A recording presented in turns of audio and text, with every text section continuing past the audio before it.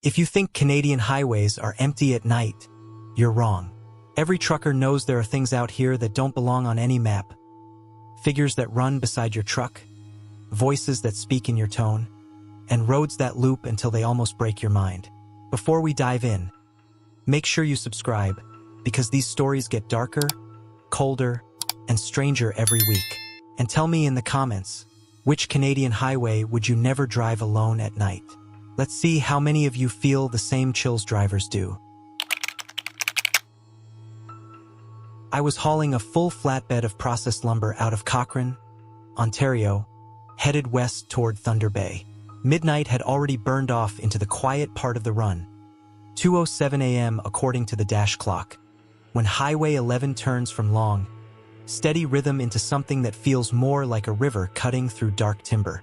My Cascadia held a smooth 90 kilometers per hour, engine humming in that low, comfortable range, the odometer ticking past 612,000 without a hiccup. The sky was clear the first hour, but by the time I passed the 563 kilometers marker, a low ground fog had started pooling in the tree lines, rising in fingers that swayed whenever my high beams brushed them. Nights up there have their own silence, thick, insulating, almost like snow, but I never minded it. With no towns nearby and no cell coverage, it's just you, the mirrors, and the white lines pulling you forward. That's when I saw the trucks. 3 semis ahead of me, all box trailers, all perfectly spaced, maybe 5 truck lengths apart. No marker lights, no brake lights, no reflective tape catching my beams. Nothing. Just 3 black silhouettes moving in lockstep down Highway 11 like they were drawn onto the darkness. I eased off the throttle. It didn't make sense. Even shut-down trucks throw some kind of reflection from your own lights, bolts, rims, DOT tape, metal edges, something. But these things, they absorbed the light. I keyed the CB on 19. Westbound at 563. Any of you seeing a convoy up ahead? 3 unlit trucks. Static, thin, reedy, stretched out like something pulling the signal from far away. No voices, no confirmation. My GPS, which had been frozen on searching for signal the past half hour, blinked awake just long enough to show 3 blue dots ahead of me, 3 separate vehicles, before the screen grayed out again. That was enough to raise the hairs on my arms. When the fog thickened around the 558 marker, the trucks dissolved into it without slowing. 1 second they were silhouettes, the next gone. And not like they turned at an access road. They vanished into mist that wasn't thick enough to hide a deer. I kept scanning the mirrors. The darkness behind me stayed empty, until it wasn't. At 554 kilometers, something hit the cab. Not physically, not metal to metal, but a deep vibration, like a bass note pressing outward from inside the truck. My mirrors flashed shadows. 3 of them, all behind me. They hadn't passed. They hadn't merged. They were just suddenly back there, lined up so tight I couldn't see pavement between their silhouettes. And still no lights, no plates, no reflections. My windows were closed, but I heard engines, deep, synchronized, running way too smoothly for trucks that size. The sound wasn't outside. It was inside the cab, filling the footwell and rising through the steering column like a hum traveling through the frame rails. I downshifted half a gear, trying to bring the RPMs up just to drown it out, but the hum matched my engine perfectly, sitting just above it like a second heartbeat. Dispatch pinged me then. A weak alert. Tracker shows 4 units clustered at your coordinates. You in a convoy? 4 units. Me plus 3. I keyed back. Negative. All lanes are empty. Repeat, empty. The CB cut in mid-sentence with a distorted voice. Westbound? Stay. In lane. The transmission fractured like the speaker cone was tearing. My headlights passed the 552 marker. Then the next sign said 554 again. Same dent on the same post. Same scuffed paint on the kilometer number. I'd looped without turning the wheel. The fog ahead rose like a wall, straight vertical, impossible for weather. My beams struck it and didn't penetrate. The shadows behind me tightened. The roar inside the cab grew louder, vibrating the dashboard. My fuel gauge fluttered twice, dropping from 3/8 to 1/4, then bouncing back. The 3 trucks pulled out of the fog in front of me. not appearing from inside it, pulling out of it like exiting a hangar. Perfect formation, perfect spacing, no drivers visible through the windshields. The glass wasn't tinted. It was simply black, like the interior had been erased. I couldn't slow. My brake pedal felt firm, like the air pressure wasn't transferring. The highway ahead elongated, the white lines stretching as if the road itself didn't want me to stop. One of the black trucks drifted sideways across the lane without its wheels turning. Just slid. Its trailer pivoted at an angle that should have flipped it, but it held perfectly level. The second truck moved to my left, matching my speed exactly, its cab perfectly parallel with mine, so close I should have heard its turbo spool. Nothing. Only the internal roar. The third truck pulled behind me, close enough that my trailer shook, though no impact showed on the gauges. Then all three began to circle me. Not driving, circling. No headlights, no brake lights. Just three featureless shapes orbiting my truck on a two-lane highway nowhere near wide enough to allow it. The road, the fog, the night. It all bent around them. I forced the rig down to 40 kilometers per hour, clutching through gears until the road finally sharpened into a real curve. Something the impossible convoy couldn't mimic. One silhouette clipped the fog wall and dissolved like smoke. The others flickered and thinned until only the echo of their engines remained in the cab. I rolled onto the shoulder near an emergency pull-off and set the brakes. The world went still in an instant. No fog, no roar, no shadow. Highway 11 lay empty for kilometers in both directions. I stepped out with my flashlight. The ground around my truck was laced with tire marks. 3 sets, forming perfect circles, as if they'd been orbiting me long before I noticed. My GPS reset itself then, screen glowing soft blue. Recalculating route. Convoy mode enabled. I've never found a way to turn that setting off. I was westbound on the Trans-Canada, running a simple night haul toward Swift Current with a half-full reefer of mixed produce, light load. Maybe 42,000 gross with the 2016 Cascadia pulling steady at 1,250 revolutions per minute. It was just past 1:40 a.m. The highway quiet the way it only gets across Saskatchewan after midnight, when even the grain silos look like they're holding their breath. A low ceiling of clouds pressed over the plains, reflecting my headlights back in a faint halo each time I crossed a mile marker. Moose Jaw was still a stretch away, but fatigue had begun creeping behind my eyes. Nothing dangerous, just that dull ache that tells you a 15-minute stop wouldn't hurt. I'd been aiming for one of those older rest pull-offs that dot the highway between Regina and Moose Jaw. Most were abandoned or barely maintained, but a hot coffee sounded better than another energy drink. That was the plan, an ordinary stop on an ordinary night. I spotted the rest area as I crested a mild rise around the 329 kilometers marker. Its lights flickered weakly, old sodium lamps with that orange tint, glowing and dimming as if struggling against the wind. The sign for the stop looked weathered, the reflective coating worn to a dull sheen, but nothing unusual. I signaled, eased off to 60, and rolled into the cracked asphalt lot. The place felt decades old. A squat concrete building stood at the center, washrooms, vending machines, a pair of picnic tables half swallowed by weeds.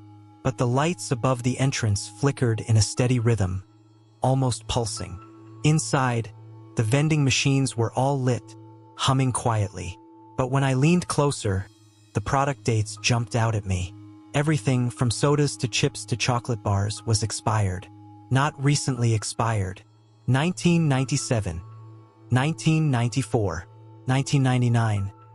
Whole rows of items preserved like someone restocked them 30 years ago and never came back. I checked my GPS out of habit. It showed the truck parked in an empty field. No rest stop, no structure, just a beige square of unmapped area covering everything around me. CB cracked faintly on channel 19, just enough to hear static thicken like someone was trying to talk through a long tunnel. No voices, no chatter, just a low, wavering hiss. For a moment I considered leaving right then, but the fatigue pushed harder. I decided to hit the washroom, splash some water on my face, grab a few minutes, then roll on. Nothing seemed dangerous, just wrong in a way I couldn't put a name to yet. The washroom door was locked when I tried it Solid, heavy, old-style latch. I gave it a gentle push to confirm. Definitely secured. But as I stepped back, I heard something inside. A child laughing. Not playful. Not scared. Just steady. A looping sound like a recording of laughter played back through a slightly cheap speaker.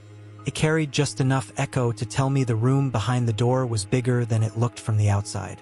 I knocked, calm and controlled. "Anyone in there?" The laughter stopped mid-note. Not fading, not breaking, just cut off like someone hit pause. I scanned the wall to the left and saw a small, fogged-up window that shouldn't have been fogged from the outside. I raised my flashlight, swept the beam across the glass. Something shifted behind it. A silhouette? Maybe. It ducked out of view before I could confirm. My fatigue evaporated fast. Something in my gut told me the door shouldn't be opened. Not by me, not by anyone. As I turned back toward the exit, my boot caught on something. A shadow, thin, stretched, slid across the floor at my feet like spilled ink reacting to movement. I froze. The shadow moved again. Not flat now, lifting, rising like smoke filling a vertical space. It curled along the floor tiles, flowed up the wall, then halted halfway like it was watching me. CB static cracked hard in my left ear. Back. Don't go back. I didn't turn to see if the shadow followed. I moved for the door, slow but steady, every instinct locked on staying rational and measured. Outside, the lamps flickered faster now, 3 pulses per second, like a heartbeat. I was 10 feet from the truck when I heard the washroom door slam open behind me. Not creak, not swing, slam like someone had hit it from inside. I turned halfway, just enough to see the door bouncing slowly back into place. A small figure stood in the doorway, too small to be an adult. The height of a child, maybe 7 or 8, but its outline wasn't right. Shoulders too sharp, head tilted too far forward, limbs too thin, like each joint was bending at the wrong angle.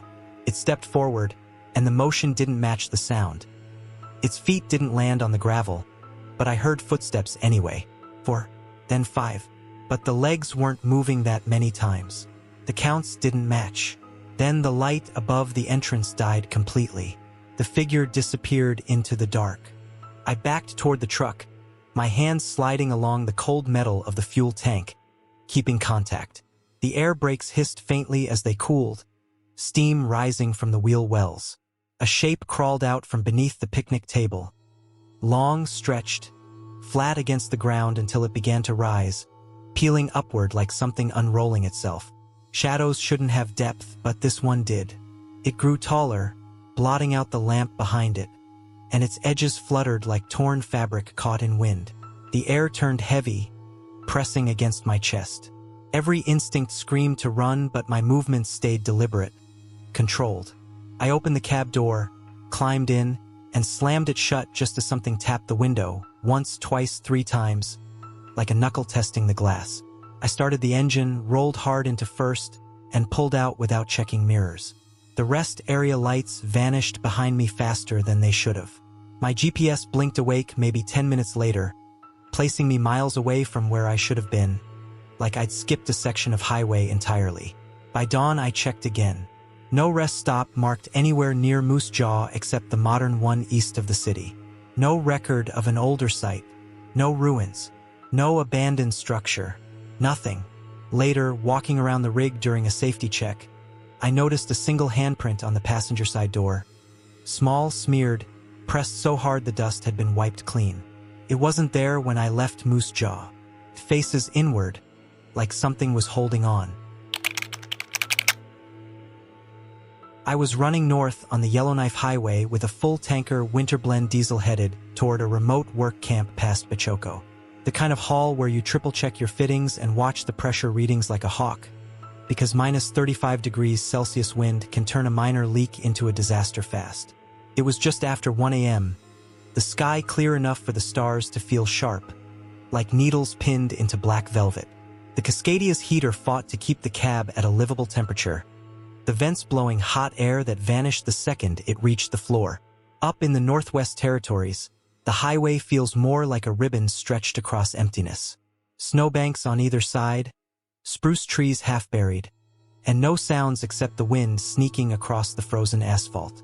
I've always liked the simplicity of these runs, just engine hum, white lines, and the road ahead. But that night, the road didn't stay simple for long.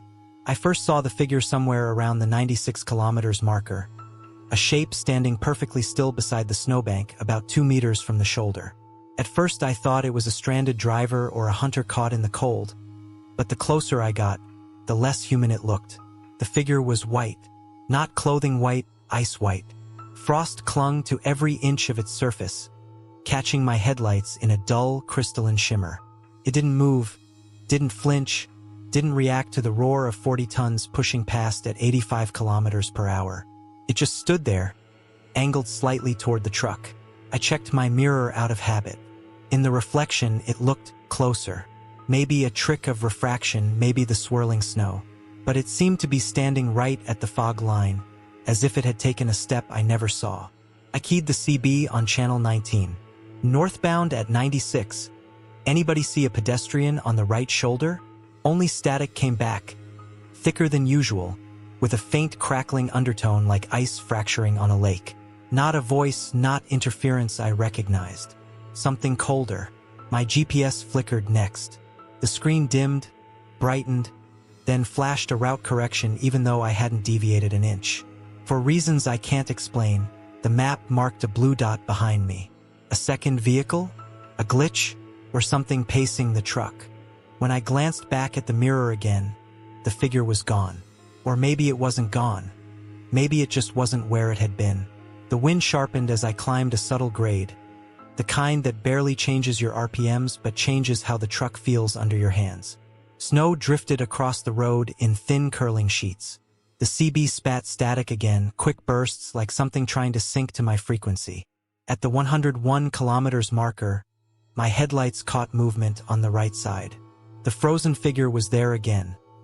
Closer this time, standing no more than a meter from the truck as it passed. Its surface glistened with frost so thick it looked sculpted. I couldn't see its face, only the vague contours of eyes and a mouth pressed into the ice. My fuel gauge ticked upward, then dropped, like the cold air outside was messing with the sensor. The PSI on the secondary air tank jumped from 105 to 118 in 1 second and stayed there, even though the compressor wasn't running. Mechanical readings don't behave that way in real life. At 104 kilometers, the figure appeared in the mirror again. Closer. This time, I knew it wasn't a trick of angles. It was matching my speed. Walking, sliding. The movement was too smooth to be natural, too steady to be a drifting shadow. Every time I blinked, it felt one step nearer. Dispatch pinged me then. Tracker showing tailgater. You good? I keyed back. Negative visual. Roads empty. Before dispatch could reply, a burst of static filled the cab. In the noise, something whispered. Not words, but the rhythm of breath caught in a winter gust. A cold draft slid across my ankles even though the vents were blasting heat. When I looked back in the mirror, the frozen figure was pressed almost against the tanker. And closing. At the 109 kilometers marker, a gust of blizzard wind swept across the highway, visibility dropping to near zero. My beams carved only a few meters ahead, the world reduced to swirling frost. And through that white chaos, something slammed against the side window, light, subtle, but unmistakable. A face, frozen, hollow, inches from mine. Frost-coated features pressed flat against the glass, leaving delicate starbursts of ice spreading outward like a spiderweb. The eyes weren't eyes. They were empty patches in the frost, dark and depthless. The mouth was slightly open, its edges cracked like brittle ice. I didn't scream, didn't jerk the wheel. Training keeps you steady. I simply eased the throttle forward and let the torque pull me away. The figure clung for a moment, long enough for the frost to thicken across the window, then slipped off into the blizzard, dissolving into snow like it had never been solid at all. But the truck didn't warm. The cab temperature dropped instantly. My breath fogged. Frost crept along the inside of the windshield in delicate branching patterns. The radio died. The GPS screen went black. The steering wheel felt colder than the metal of the tanker coupling. In the passenger side mirror, In the faint reflection of swirling snow, I saw a figure running beside the truck, then another behind it, and another, all made of ice, all shape-shifting, bending unnaturally in the wind.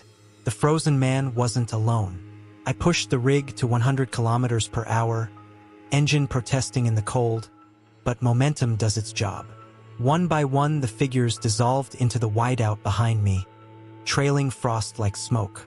The cab gradually warmed, the GPS rebooted, and the highway stretched clean and empty ahead. By the time I reached Yellowknife, it felt like a half-remembered hallucination. It wasn't. The next morning, during a pre-trip check, I noticed frost along the inside of the passenger door. 6 prints. Small, delicate, perfect fingerprints frozen in a pattern that suggested someone had been gripping the handle from the inside. The sun had been up for hours, but the fingerprints hadn't melted. I was westbound on Highway 1, just past midnight, easing a 53-foot dry van toward Brandon. Light load, palletized tech supplies out of Winnipeg, so the Cascadia stayed steady at 1,200 revolutions per minute with barely any strain. My odometer read 714,903, the kind of mileage where every vibration has a familiar meaning. Weather was typical for early winter in Manitoba. Minus 18 degrees Celsius, light snow drifting across the asphalt like long white sheets being pulled by invisible hands. Traffic was sparse, maybe 2 rigs every 40 minutes, and the sky had that dim glow from distant highway lamps, just enough to make the snowbanks look like low rolling waves. Nights like this are usually peaceful. Just your gauges, the hum of the tires, and Channel 19 crackling with the occasional casual chatter. I wasn't expecting company on the radio, but I got it. Around the 65 kilometers marker, a calm voice broke through the static. Westbound Cascadia, copy? Friendly tone. Soft, steady.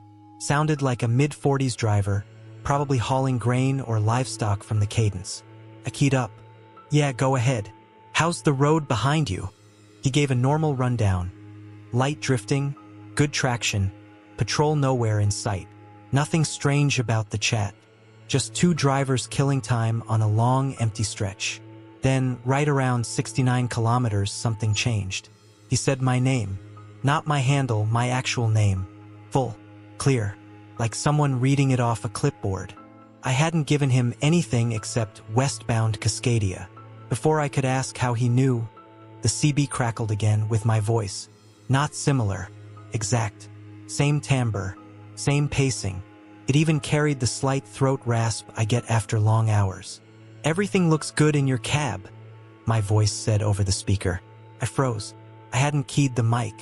It was resting in its clip. Another transmission came through, again in my voice. You missed a spot of snow on your dash. Right side. I looked. There was a dusting of blown-in snow near the passenger vent. The mimic voice spoke again without hesitation, describing it perfectly. My CB wasn't relaying anything from outside. Something else was inside the signal. I unhooked the mic and set it on the passenger seat, putting distance between me and whatever was speaking. My heart rate kicked up, but my driving stayed measured. No sudden moves, no panic. The speaker hissed, then my voice came out again. Sharper this time, like it was learning. You look nervous. Left hand tighter than the right. Why? I didn't touch the mic, didn't speak. The voice continued. Your windshield heaters are struggling. See the frost forming bottom left. It was true. A thin frost bloom crept up the glass even though the defrost was on high. I killed the CB entirely. Power switch clicked off, screen going dark. The speaker still whispered. Power won't help. This time the voice wasn't just copying me. It was ahead of me. Check your mirror. I didn't want to, but I did. In my driver's side mirror, a faint silhouette flickered in the sleeper window, just for a second, like someone ducking out of sight. I snapped my eyes back to the road. The diesel gauge twitched down 2 ticks, then up again like the electrical system was struggling. Dispatch pinged me, a weak message through the onboard system. Your CB's transmitting continuously. Everything okay? My CB was off. Fully off. No power. No signal. The mimic whispered again. softer than before, as if leaning closer to the speaker grill. "Don't ignore me." The sound wasn't coming from the radio anymore. Felt like it was inside the cab. I pulled onto a long, empty stretch near Portage La Prairie where the fields widen and the wind pushes snow across the highway in ghost-like stripes. I kept the rig at a steady 95 kilometers per hour, telling myself logic always wins if you stick to it. Mechanical problems, signal bleed, exhaustion, then my voice, my exact voice, filled the cab again, louder, clearer. "Check your sleeper." That broke something steady in me. I grabbed the wheel with both hands and kept my eyes locked forward. Not even a glance behind me. If something was back there, I didn't want to see it. The voice taunted me. "Are you scared of yourself?" Then it laughed. My laugh, except stretched wrong, too smooth at the ends. Another transmission. "You're breathing faster. Don't worry. I see you." I yanked the curtains open with one sharp motion, expecting something. Anything. The sleeper was empty, but the blankets were folded back, like someone had just slipped out, and on the mattress lay my CB mic. I had left it on the passenger seat. The mimic whispered from nowhere and everywhere, "Turn around." I couldn't. The road ahead wavered, a heat shimmer effect in winter air. The highway signs blurred, then repeated, same sign twice, same kilometer marker twice, same drifting snow pattern twice. The voice chuckled, amused. "You're catching on." I put every ounce of torque the Cascadia had into pulling me forward, pushing up to 105, then 110. The mimic's voice thinned, as if distance weakened it. Eventually the whispering faded into crackles, then silence. The signs stopped repeating. The gauges stabilized. The frost retreated. By the time Brandon's lights appeared on the horizon, the cab felt warm again. Normal, rational. Could have all been exhaustion, radio bleed, cold stress on electronics. Any explanation that didn't involve the impossible. The next morning, during pre-trip, I noticed something that stopped me cold. Inside the sleeper, etched faintly into the frost along the microwave door, were words traced by a fingertip. "We talk again soon." The handwriting was mine. I don't run the Cabot Trail often. Too narrow, too winding, too many blind turns for a fully loaded reefer. But a last-minute haul out of North Sydney put me on that road just past midnight. I had 2 containers of packed seafood, sealed tight with bolt tags and riding at a steady -2 degrees Celsius inside the trailer. Light load, maybe 43,000 gross, which helped on those cliffside grades where you can feel the ocean wind tugging at the trailer like it wants it more than you do. The sky was moonless, black enough that the tree lines looked like shredded silhouettes against the headlights. The air off the Atlantic rolled cold across the asphalt, scattering mist that hung low like breath from something sleeping in the forests. It was quiet out there. No cars, no patrol, just my Cascadia, the hum of 1,200 revolutions per minute, and the winding spine of the Cabot Trail stretching along the cliffs. Peaceful night, mostly. About 30 kilometers in, climbing toward one of the cliff curves, I noticed the guardrail ahead. One section twisted outward, bent as if something had gone over the edge years ago. Rusted, flaked, half-eaten by salt air. I slowed to 70 past it and noted the location automatically. Habit. 5 minutes later, maybe less, I saw it again. Same broken section, same rust pattern, same dent in the post, same smear of old impact paint on the metal. I checked my odometer. It had rolled forward, kilometers were counting normally. I hadn't turned around. The road hadn't looped back. But the guardrail was identical. Perfectly identical. My GPS had frozen on a single frame. Blue arrow pointed forward but anchored to one spot on the map. No progression. No recalculation. Just stuck. I keyed the CB on 19. North Sydney southbound. Is anyone else running the trail tonight? Seeing repeat markers. Static. Not normal static. Layered. Almost wet sounding. Like someone crumpling aluminum foil underwater. When it broke, a voice bled through. Barely audible. Left again. You passed it again. I leaned forward slightly, eyes on the mirror. Nothing but darkness, mist, and my trailer lights cutting small red holes in the night. Then my headlights washed over the same broken guardrail for a third time. This wasn't déjà vu. This was a route repeating itself, even as the odometer kept ticking and the grade under the wheels kept changing. Something had shifted out there. The road, the space around it. Even the air felt wrong, slimmer somehow, like the world had narrowed to a tunnel carved just for me. The third time I passed the broken rail, I dropped the truck to 60, then 50. The downhill wind buffeted the trailer hard enough to make the steering vibrate. My gauges flickered, not wildly, just small pulses in the fuel readout and voltage like the cold was starting to chew at the electronics. Around the next curve, I caught headlights behind me. A pickup, old body Ford, maybe late 80s. No running lights, no plate shine, just two dull beams drifting through the fog. It was too close for comfort, hugging the center line like it was being pulled by a magnet. I keyed the mic again. Pickup behind me, back off. Narrow lanes. No response. The lights grew brighter, closer. When I checked the mirror again, something was wrong. Terribly wrong. The pickup's cabin was empty. Not tinted windows, empty. No silhouette. No driver. Just a wheel turning itself. The truck drifting smoothly around the bend like it was following a track. Then the guardrail appeared again. Same one. Same angle. Same rust pattern. For a moment my headlights caught the ocean swell below. Dark, endless, moving with slow, heavy breaths. And I felt the road tilt slightly, like an unseen weight had just leaned against it. Dispatch pinged me. Tracker shows circular movement. You turning around repeatedly? I replied, steady voice despite the ice crawling down my spine. Negative. Straight line. Roads looping me. Another ping came back. Impossible. GPS shows you've been in the same 300-meter zone for 42 minutes. 42 minutes?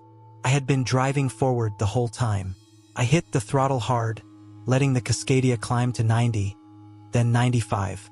The reefer hummed steady behind me as the trailer leaned into the next bend. The pickup followed without lag. No slip, no fishtail, no headlight bounce. Just a smooth, unnatural glide along the asphalt. The mist thickened into walls. My beams could barely cut 10 meters ahead. The air itself seemed to bend, the edges of the road shimmering like heat distortion, but it was close to freezing. My dash lights flickered. The GPS rebooted, flashed white, and displayed something impossible. A perfect circle. My route was drawn into a loop, over and over, each layer tightening like a noose. The pickup's headlights surged forward. I saw the empty cab again, clearer this time. No driver. No shadow, no hands on the wheel. Then its engine died, lights on, but no sound. It rolled forward silently, closing the distance as if the road were pulling it toward me. My truck shook. A deep vibration traveled through the frame rails, the kind you feel in your ribs before you hear it. Ahead, the broken guardrail again. But this time, something stood beside it. A tall silhouette, no features, just a shadow darker than the night itself. Darker than my headlights could penetrate. As I approached, it didn't move, didn't react. It simply stayed, as if it were part of the rail or the rail was part of it. The pickup behind me suddenly jerked sideways, skidding without sound, as if swiped by something unseen. It vanished into the mist like a rock dropped into deep water. The road shook once, like something enormous had breathed under the asphalt. I floored it. My wheels caught traction, torque pulling me out of the curve so hard the trailer groaned. The mist thinned, headlights stretched farther, and the ocean finally fell behind me. The GPS snapped back to normal mapping. The world opened again. Trees, cliffs, honest shadows. The loop broke. I drove another 2 hours before stopping at a small turnout to breathe and check my logbook. Everything seemed normal, rational, survivable, until I checked the dashcam. The file was 4 hours long, but it only showed 1 minute of road, 1 minute replayed over and over, looping endlessly with no break, no transition, no sign of escape. And in the last loop, at the edge of the frame, something stood by the broken guardrail, closer than before. I was southbound on Highway 63 after a late oilfield supply drop near Fort McMurray. Standard run, nothing heavy, just conduit reels and boxed fittings strapped down tight on a 48-foot flatbed. Light enough that the Cascadia held 1,250 revolutions per minute without complaint, even on the rolling grades where the boreal forest squeezes in close. It was 2:18 a.m. according to the dash. A thick Alberta fog drifted across the road in long, low sheets, glowing faintly under my high beams like they were catching smoke instead of moisture. The highway was dead quiet. No rigs, no light trucks, no service crews heading to camp. Just the hum of my tires, the faint rattle from the chains on the headache rack, and the occasional flicker of white lines cutting through the mist. Nights like this usually feel peaceful, predictable, controlled. That feeling didn't last long. I caught the shape in the right mirror first, just a dark smudge moving against the fog. At 90 kilometers per hour, anything close enough to keep pace gets your attention fast. I leaned forward, adjusted the mirror by a hair, and scanned the shoulder. A tall figure, thin, upright, was running beside my truck, not stumbling, not sprinting erratically, running, smoothly, fluidly, keeping perfect pace with a 40-ton rig cruising at highway speed. For a moment I thought it was a moose casting a weird shadow, or a trick of the fog. But the legs were human-shaped, too long, too precise. The arms pumped in an unnatural rhythm, like each joint bent a degree or two past normal. I keyed the CB. Southbound on the 63, anybody picking up movement on the right shoulder? Pedestrian or animal?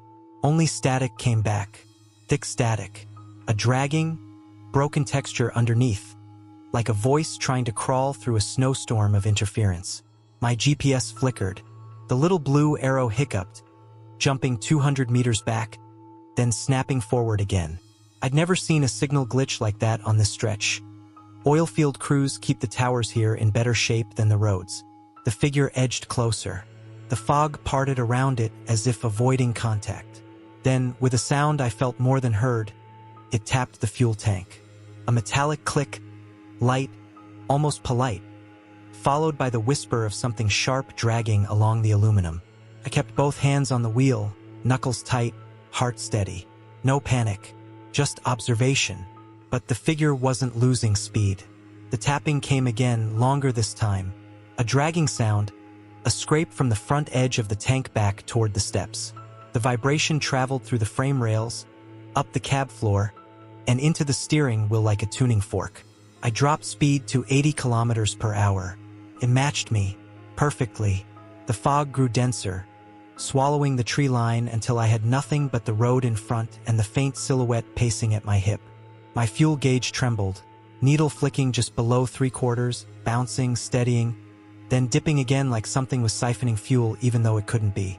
The sensor readings don't fluctuate like that unless there's a mechanical fault. CB static swelled suddenly, filling the cab in a hard burst. Underneath the distortion, something pressed through. Still there, still running. Not my voice, not any driver I knew. I checked the passenger mirror. The figure wasn't there. I checked the driver mirror. It was inches from the cab. A long, impossibly thin hand smacked the metal just below my window. 5 fingers, each a bit too long, each ending in sharpened points that didn't reflect my headlights. They absorbed the light. The figure's head barely moved, but I got the sense it was listening. Like it could hear the engine, the tires, the thrum of my heartbeat through the wheel. Then, without transition, it vanished from the mirror. I scanned ahead. A black shape dropped into the fog 50 meters in front of me, landing on the asphalt like it had been thrown from the sky. It stood, tall, wrong, waiting. At 90 kilometers per hour, you don't get much time to analyze things blocking the road. But I recognized its posture instantly. Same unnatural limbs. Same silhouette bent in those slightly off angles. Same head tilted just too far forward, like its neck had extra vertebrae. It had outrun me, cleanly, effortlessly. No sound, no footfalls. I eased left, trying to slip around it, but the fog thickened into a wall. The road narrowed until there was nowhere to go but straight or into the ditch. The figure crouched, an animal motion, fast and coiled, and then launched itself into the air, landing dead center in my lane. It stood tall, arms hanging long enough to brush its knees. I didn't brake. Braking would swing the load and maybe flip me on the shoulder. Instead, I took the only option I had. I pulled into the gravel, letting the right wheels bite down hard. The trailer rattled. Chains slapped. The flatbed fishtailed for one terrifying second before the truck realigned. As I passed it, the figure smacked the rear quarter of the trailer, hard enough to jolt the cab. The force didn't make sense for a body that thin. It should have shattered bones. I checked the mirror. The figure wasn't on the road. It was standing on the trailer, on top of the freight chains, perfectly balanced, staring down at the cab like it was waiting for me to stop. The fog swallowed everything then. Road, trailer, sky. Just a white void and a shape above me. I floored it. Speed climbed 95, then 100, engine whining against the cold air, torque pulling the flatbed forward through the fog. The shape on the trailer blurred, stretched, then evaporated into the mist like smoke torn apart by wind. The fog broke suddenly near the wandering river turnoff. The night returned, real trees, real shadows, real headlights. The road ahead lay open and empty. My gauges stabilized. My CB went silent. My GPS finally snapped back online like nothing had happened. By dawn, I reached a staging yard north of Edmonton and did a walk-around. Fuel tank had fresh scratches, long, parallel, too deep for branches. Dust along the trailer frame looked disturbed. Then I climbed the catwalk and looked at the trailer roof. Footprints, human-shaped, dozens of them, running from front to back, perfectly dry on a roof coated in morning frost. The pattern suggested one simple, impossible truth. Whatever had chased me had stayed with me long after I thought I'd escaped. I was rolling southbound on Highway 5, empty stretches of the Coquihalla behind me, headed toward Merritt with a fully loaded dry van. Palletized beverages, bolt seal intact, 79,440 kilograms gross according to my last check at Hope. It was just past 3 a.m., the quiet hour when the BC interior settles into a kind of stillness you only hear from behind a windshield. Sky was overcast, low clouds hugging the ridges, and a light drizzle misted the glass in a way that softened every passing reflector. The Cascadia held 1,250 revolutions per minute, pulling smooth. My odometer clicked past 488,903 kilometers. Fuel gauge sitting just above half. CB chatter was dead. Even the usual chatter from the overnight freight runners had gone silent. The Kamloops interior way station was coming up. I hadn't planned to stop, but when the overhead sign lit green, open, I figured I'd roll through and keep the logbook clean. Routine. Simple. Nothing strange. Not yet. As I approached the off-ramp, every floodlight around the way station came on at once. Bright, steady, no flicker, like someone had switched the whole grid manually. The building windows glowed white, interior fluorescence burning at full strength. The green enter arrow pulsed twice, inviting, almost urgent. But the parking lot was empty. No scale attendants. No DOT units. No other trucks waiting. I rolled over the rumble strips, easing toward the scale platform. Something felt paused. Not wrong exactly, just paused. Like the whole place was stuck between frames. The GPS pinged, then froze. My blue arrow locked in place even as the truck crawled forward at 10 kilometers per hour. I tapped the screen. No response. Map wouldn't move. I keyed the CB. Southbound to Kamloops scale. Anyone manning tonight? Static. But not the usual soft hiss. This static had shape like something shifting inside the noise. I checked the booth. Fully lit. Chair pulled out. Computer screen glowing. But no person. The green light flashed again. Sharper this time, reflecting off the wet asphalt. I took my foot off the brake and let the rig coast onto the scale. The digital display lit up bright red. 0 kilograms. Impossible. I was hauling nearly 80,000 kilograms. Even an empty tractor shows weight. But the scale insisted, 0 kilograms, 0 kilograms, 0 kilograms. Then, over the PA system, a soft, calm voice said, "Driver, please exit the vehicle." My full name followed. Perfect pronunciation. Same cadence as my own internal voice. But no one was in the booth. My first instinct was a prank, maybe a tech glitch or someone monitoring remotely. But weighing stations don't run PA announcements without someone logged into the terminal. The whole setup requires manual activation. I set the parking brake, air hiss rolling under the chassis, and stepped down onto the wet pavement. The smell of rain on hot metal drifted around me. The way station lights hummed overhead, but the building itself felt too quiet. No HVAC hum, no paper printer, no radio crackle. "Driver, please proceed to the window," the PA said. Same voice, same calm tone. I approached the booth window, looked inside. No one. Computer screen displayed a login page. Keyboard untouched. Coffee mug full of cold liquid, steamless. Chair slightly pushed back, like someone had just stood up. "Driver, your weight reading is incorrect," the PA continued. "Please confirm load."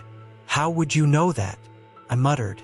The PA answered, "Because you are not carrying anything." I stepped back, hard. The trailer was full. I'd sealed it myself. Paperwork matched. I'd felt the loaded weight for hundreds of kilometers. The PA repeated slower, "You are not carrying anything." At that moment, the Cascadia suspension hissed, lifting slightly, as if shedding load. But the air gauge hadn't changed. The physics didn't line up. I turned toward my truck. Something flickered in the reflection on the windshield. A dark shape moving inside the cab. Passenger seat area. My hand tightened around the door handle. The PA system whispered, this time barely audible, "Don't look at it." Every light in the station flickered once. Synchronized, then blazed brighter than before. The drizzle turned into a shimmer under the flood lamps, making the asphalt look like it was moving. I scanned the booth windows again. Empty. Completely empty. Then the scale display glitched, numbers rolling wildly. 79,440, 52,000, 19,000 kilograms. Finally it froze on. A long dash. No reading. No interpretation. Inside my cab, the dark shape shifted again, this time rising like it had been crouched and was now standing. The condensation inside the windshield smeared downward, as though touched by a long hand dragging across glass. I stepped back further. The PA system clicked once, then boomed, "Leave now." Not calm, not measured. A raw command vibrating through the metal awnings and my ribcage. As I turned to climb into the cab, every light in the way station shut off instantly. Full blackout. Not dimmed, killed. Like someone had cut the master breaker. The darkness was absolute. Then, 2 seconds later, the floodlights snapped back on. Everything was normal again. No shadow in my cab. No smeared condensation. No movement. No PA announcement. Just an empty way station under a calm drizzle. I didn't think. I climbed inside, fired up the engine, and rolled off that platform without checking mirrors. As the truck pulled off the ramp, the green enter light went dark. Then the entire station went dark. Not flicker, just gone. By the time I remerged onto Highway 5, the GPS rebooted on its own, showing my position correctly again. CB chatter returned faintly. The Cascadia's gauges all read normal. Felt like the station never happened. At sunrise, I reached Merritt and stopped at a service lot. A highway patrol officer was grabbing coffee, so I asked casually, "Kamloops scale was acting strange last night. System glitch." He frowned. "What do you mean?" "Station's been closed 3 days for maintenance. Total shutdown. No lights. No staff." I said nothing. Later, doing my walk around, I noticed something etched lightly in the dust on my trailer door, written by a finger from inside the station. 0 kilograms. I wiped it away, came back 5 minutes later. I was northbound on Route 389 in Quebec, running a pre-dawn oilfield supply load toward the Manic 5 sector. Quiet haul, just gasket crates and machining components strapped inside the van. At that hour, the road feels like a corridor carved through untouched forest. Black spruce, rock cuts, frost shimmering on the asphalt under high beams. My Cascadia held steady at 1,250 revolutions per minute, odometer ticking past 621,441 kilometers. Outside temp hovered at minus 14 degrees Celsius, enough to make the mist curl off the reservoirs like low smoke. No towns, no patrol, no chatter on 19. Just the hum of diesel, the faint rattle of tools in the side box, and a strip of highway disappearing into absolute dark. I've done that stretch a dozen times, and it's always lonely, but a predictable kind of lonely. That night, the road didn't stay predictable. Around 4:20 a.m., the sky flashed. Not lightning. No clouds, no thunder. Just a sharp, white pulse that lit the treeline like a welding arc. The whole cab went white for half a second. My headlights dimmed as if overpowered by something brighter than they were built to handle. The GPS froze on a single frame. Blue arrow locked dead still. Map wouldn't move. Timer stalled. CB static surged. Sharp, popping bursts that made the speaker crackle like it was freezing from the inside. I blinked twice, senses catching up, expecting to see the same stretch of trees, same curves. Instead, the 310 kilometers marker shot past me on the right. I hit the brake lightly. That wasn't possible. I had just passed the 270 marker maybe a minute before. Route 389 does not have 40-kilometer jumps. Not with the grades, not with the distance, not with physics. I checked the dash clock. For 20 jumped to 5:05. 45 minutes, gone. No memory, no transition, just missing. My hands were still gripping the wheel exactly as before, same pressure, same seat position. Even the RPM needle hadn't shifted. It was as if the truck had been dropped ahead on a spool of film with the middle cut out. The highway ahead looked normal again, but something in the air felt hollow, like sound wasn't carrying the same way anymore. Just as I thought about pulling to the shoulder, I saw the trailer in the mirror. Something was wrong with the rear doors.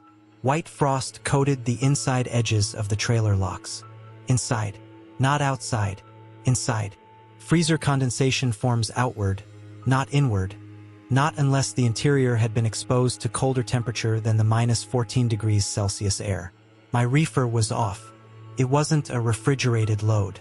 I eased to 70 kilometers per hour and keyed the CB. Any northbound near Manic 5? Anyone see that flash just now? Only static. But beneath it, something else. A faint tapping, like metal clicked rhythmically against metal. The CB wasn't transmitting. It was receiving something unnatural. Then my phone buzzed, GPS app rebooting on its own. It opened to a blank map.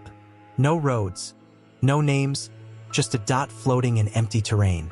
No signal bars, no data, just a compass spin before the whole screen went black. A dispatcher ping came through the in-dash system. Weak, broken. Why did you jump ahead? Your tracker shows you skipped 39.8 kilometers at 0 speed. I typed back, glitch, maybe terrain interference. He replied instantly, negative. Your truck broadcast nothing during the gap. No data, no signal. Like it ceased. Ceased. The word stuck in my mind like a splinter. I checked the mirror again. The frost was thicker now. Crawling up the door seems like fingers dragging through ice. Then I saw it just for a moment. A handprint, pressed against the metal from inside. My foot eased off the throttle. That wasn't possible. Then another handprint formed.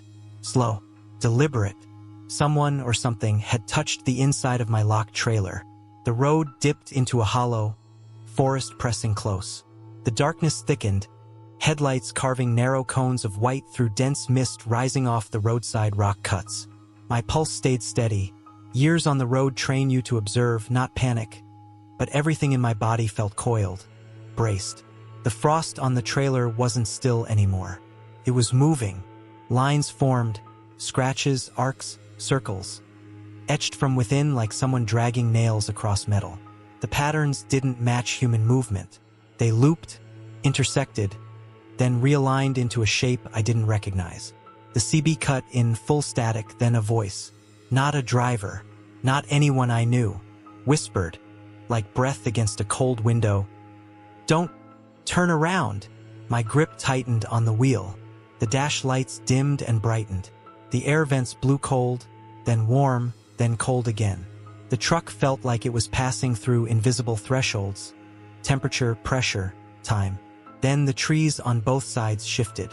Not swaying, shifting, sliding past too fast, as if the road had grown shorter under me.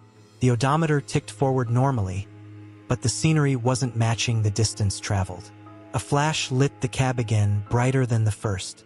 The trailer slammed once, like something heavy struck it from the inside. A shadow moved across the road up ahead. Not a person, not an animal. Tall, thin, featureless, standing exactly in the center line as if waiting. I blinked, and it vanished. The highway ahead was empty again, but the frost on the trailer doors was gone, wiped clean, except for one sentence written in fingertip trails. Not your mile. I pushed south until the sun finally crept over the hills and Route 389 began looking like a real highway again. Normal shadows, normal frost, normal everything. By the time I reached the Manic 5 station, the truck behaved as if nothing unusual had happened. Gauges steady, heat normal, CB quiet. During my post-trip, I checked the trailer door.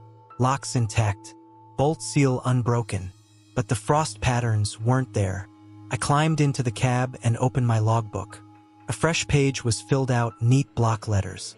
Same format I use, but not my handwriting. Under notes, someone had written, "Don't take this road again." The ink was fresh. The page below it was blank, except for the faint outline of a handprint pressed into the paper from behind. A hand bigger than mine. I was westbound on Highway 17 along the northern edge of Lake Superior, running a late-night haul toward Thunder Bay.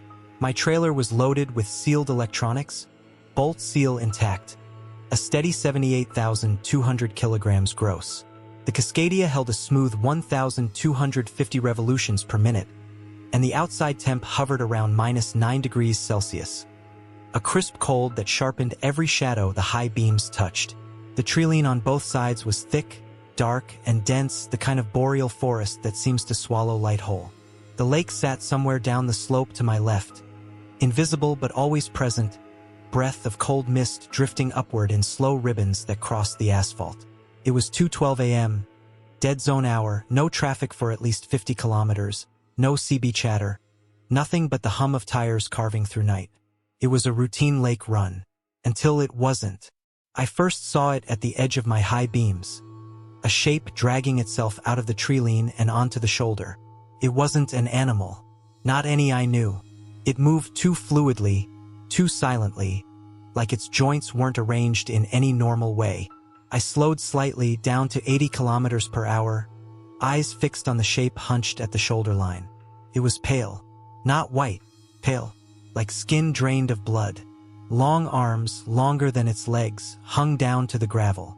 It didn't look up as I passed, but its head shifted in my direction in a slow, deliberate tilt. No face, just a smooth plane where features should have been. I flicked the CB on. Northbound. Anyone got visual on a pedestrian near Batchawana Bay? Static.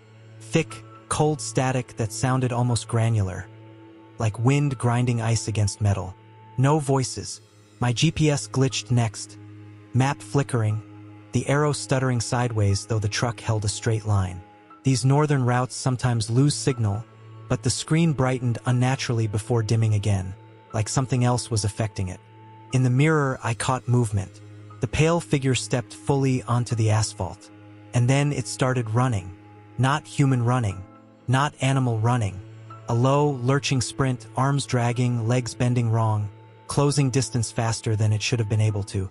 I eased the accelerator forward. It didn't fall behind. At 90 kilometers per hour, nothing should keep pace with a freight rig. Not uphill, not on gravel, not on snow. But the creature matched my speed easily, staying just behind the trailer, its movements lit by the faint spill of my taillights reflecting off the mist. Then I heard it, a scrape, soft at first like loose chain brushing metal. But chains don't move when they're cinched down properly, and mine were tight enough to hum. Another scrape, this time louder, a long, bone-like claw dragging across steel. The vibration traveled through the trailer frame into the fifth wheel, up through the cab floor. like fingernails across a chalkboard the size of a hallway. I keyed the CB again, voice steady, controlled. Southbound. Any rigs up near Superior's East Bank? Got unknown wildlife on the road. Silence. Then a whisper of distorted static crawled through the speaker. Low, broken. Almost like words but frozen mid-syllable. The Cascadia's voltage gauge dipped. Fuel gauge flickered. RPM needle twitched. Something crawled onto the ICC bar at the back. I knew the sound, weight shifting metal, suspension reacting in a subtle bounce. A large animal maybe. But animals don't claw their way upward on smooth steel surfaces. The pounding started next. Heavy, deliberate strikes across the trailer roof. One, then another. Each blow denting metal, sending tiny ripples through the lighting harness. My breath stayed calm, hands controlled on the wheel. Panic kills trucks. Control saves them. Ahead, a tunnel entrance appeared, cut into the cliffside like a dark mouth. The creature pounded the roof again, hard enough to rattle the mirrors. I angled slightly center lane. I had an idea. Not a good one, just the only one. As I approached the tunnel, the roof strikes intensified, rhythmic, rapid. The creature was on all fours now, pounding, scraping, testing the seams. I could hear bone-like claws digging into the metal, leaving deep scores I'd feel later in the post-trip. The tunnel entrance loomed ahead, concrete walls slick with condensation, yellow sodium lamps flickering weakly. I dropped one gear, raising RPMs for stability, and aimed dead center. At the last second, the pounding shifted position. The creature moved, closer to the cab. The moment my trailer crossed the threshold, a deafening metallic scream tore across the roof, the creature's claws hitting the top edge of the tunnel. The sound was so sharp it cut through the engine noise, vibrating in my teeth. Then a thud, a heavy, body-like impact behind me. Then nothing. I didn't slow down, not for a second. Inside the tunnel, my headlights carved a narrow highway into the darkness. Every shadow flickered like it belonged to something alive. The pounding was gone, but the echo of it seemed to cling to the aluminum walls. When I shot out the far end, Lake Superior opened up beside me again. Black, endless, breathing fog. The roof stayed silent, but something felt wrong in the air behind the cab, as if absence itself was heavier than presence. I drove another 15 minutes before I dared check the mirrors. The road behind me was empty, clean, untouched, no shapes in the fog. But the claw marks were still on the metal. Long, deep, parallel, precise, not made by any animal I've ever seen. I rolled into Thunder Bay just after sunrise, nerves steadying only when I hit the yard and shut down the engine. The quiet that follows a long haul can feel comforting. Today it felt thin, fragile, like silence stretched over something waiting underneath. During my walk around, I climbed onto the catwalk to inspect the damage. The roof dents were real. The claw marks were deeper than I expected, scored metal, 6 parallel grooves. 6, not 5. Humans have 5. Bears have 5. Wolves have 4. This had 6. Then I saw the footprints, pressed faintly into the thin frost on the trailer roof. Each foot was elongated, almost skeletal, with 6 toes. They led from the back of the trailer to the front, right above the cab. I wiped them away, but when I started the engine again to reposition the rig, they reappeared. I was running a simple midnight haul from Merritt down to Hope, the kind of Coquihalla run I'd done often enough to know every grade by feel. I had a 53-foot drive and loaded with packaged produce, bolt seal intact, 78,000 pounds gross. The truck was my usual 2018 Cascadia. Steady, predictable. Its engine hum sitting right where it should at 1,300 revolutions per minute as I climbed through the cold. The dash read -6 degrees Celsius, just cold enough for the moisture off the trees to freeze into a thin silver skin on the guardrails. Midnight on the Coke is a strange kind of quiet. The sky hangs low, the road feels suspended in its own world, and the cell signal cuts in and out until even the GPS seems to breathe slower. Most nights it's just me, the mirrors, and the mile markers glowing like faint embers along the corridor. I prefer it that way, Nights like this are usually clean, calm, and uneventful. At least that's how it started. I first saw her just past an old chain-up area near the 210 kilometers mark. A woman in a torn white jacket, standing on the shoulder facing the truck. Not thumbing, not waving. Just staring as I rolled past at 80 kilometers per hour. Her hood was down even though the cold wind whipped across the pass, and her dark hair hung straight like it was weighted. I checked my passenger mirror by instinct. Nothing there. No movement, no shadow, no figure. 10 kilometers later, coming around a wide curve that hugs a rock wall, she was there again. Same torn white jacket, same posture, same unmoving stance. And this time she was closer to the fog line, one step from touching it, like she knew exactly where my lights would catch her. I flicked the high beams once. Not to scare her, just to confirm what I thought I saw.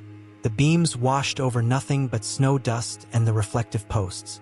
My pulse edged up, but I forced myself to keep calm. Mountain highway night driving does strange things to depth perception. Mirages happen. Snow plays tricks. I keyed the CB out of habit. Anybody see a hitchhiker on the right shoulder? White jacket. CB stayed quiet, just the low crackle of static bouncing between dead areas. Channel 19 should have had at least one eastbound responding. Nobody did. When I glanced at my GPS, the blue arrow blinked twice. A quick stutter like a skipped heartbeat, and the screen grayed out. Signal lost. The GPS never dies on that stretch. It might flicker, but full loss? Not common. When it came back online, it recalculated the route as if I'd somehow doubled back. But I hadn't turned. I hadn't even changed speed. By the time I reached the long downhill grade toward Portia, the sense of something being off had settled enough that I checked my mirrors every few seconds. The air inside the cab began to feel colder, even though I hadn't touched the temp dial. The vents hummed warm air, but a draft threaded around my ankles, like a window wasn't sealing. Dispatcher pinged me right then, a soft alert on my dash screen. You off course? You're showing northbound. Northbound? I was headed south toward Hope, straight as an arrow.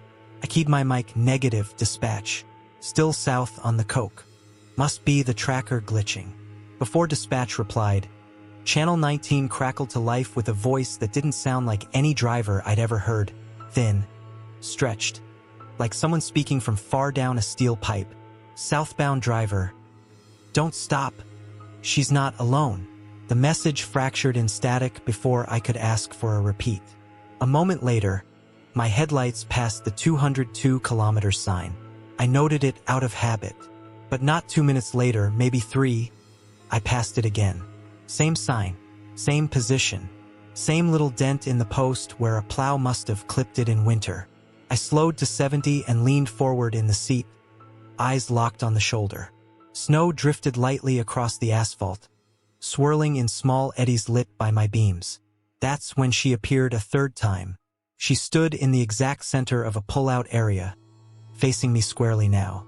Same torn jacket, but her hair was matted to one side, like it was wet. I eased slightly left, giving her space, but as I passed I realized she wasn't actually looking at the truck. Her eyes were fixed just past me, as if she saw something moving behind the trailer. I checked the mirror. There was no one there, just my own lights fading along the curve. The cab temperature dropped another few degrees. The vents blew warm, but the air around me felt like the inside of a walk-in freezer. My fingertips tingled on the wheel. The main event hit at the bridge over Box Canyon. Always a dark stretch, always colder than the rest, like the wind funneled everything down through the cut. I was mid-span when the woman appeared one more time, this time directly in front of the grill. No gradual reveal, no silhouette forming from the darkness. She materialized in the headlight cone like a frame skipping in a video. I hit the brakes hard enough to make the trailer sway. The truck's ABS kicked in, pulsing under my boot. I swerved left, crossing the center line for a moment. The air in the cab exploded into a blast of sub-zero cold, enough to fog the inside of the windshield. There was no thump, no impact, but I felt something brush the right side of the cab, like fabric sliding along metal. When the truck settled and I got it back straight, the headlights washed over empty asphalt. The bridge guard rails glowed faintly with ice. No body, no figure, nothing. My breathing took a moment to catch up. Then the CB crackled again. Soft, almost whispered, "You didn't miss." Everything inside me went still. I checked the passenger seat. It was empty, but the seatbelt was twisted, like someone had sat there and shifted their weight before disappearing. I forced the truck back into gear and rolled off the bridge, keeping my eyes forward. I didn't look in the mirrors. I didn't want to see anything there. I made it to Hope around 2:40 a.m., parked at the Chevron near the 170, and killed the engine. The quiet after a run like that feels too big, too hollow. I sat for a minute, hands still on the wheel, until the cab warmed enough for the cold to retreat. The moment I unbuckled, my phone buzzed. A notification from the dashcam app. Motion detected in passenger cabin. Timestamp, 1:13 a.m., right when I'd crossed Box Canyon. I opened the clip. The footage was grainy, the way night mode always is, but clear enough to see my silhouette driving. Clear enough to see the dash lights. Clear enough to see the passenger seat. And for one full second, one clean, solid second, a woman in a torn white jacket sat there, hands folded in her lap, head turned toward me. Then she vanished from the frame. I've driven the Coke hundreds of times since. I've never seen her again. But every time I pass the 210 kilometers mark, I feel a draft around my ankles, cold and sharp, like someone opening a door that was never supposed to open. And sometimes, only sometimes, the passenger seatbelt twists itself while I'm driving.